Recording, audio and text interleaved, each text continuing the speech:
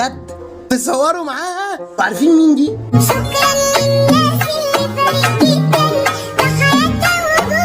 انتوا فاكرين سوير البابلي يا جماعه؟ دي هدير زيد جونسون تف تف.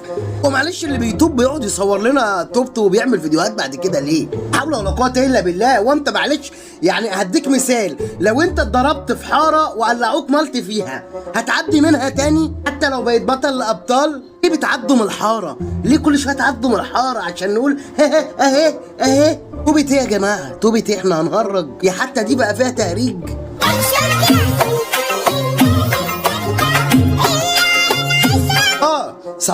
صورني وانا بدعي ربنا كده على كل واحد نشر الفيديو بتاعي وخد من وراه فلوس. كان المفروض انا اللي اخد من وراه فلوس.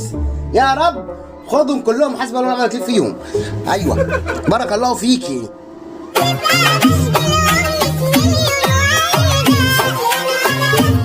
يا رب حسبي الله ونعم الوكيل في كل واحد خد فلوس من ورا فيديوهاتي ومخمس معايا.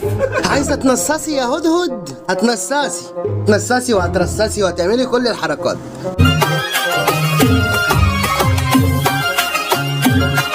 وايه المونيكير والفتيكير اللي انت عاملاه في ايدك ده؟ وما دخلوك الجامع ازاي اصلا؟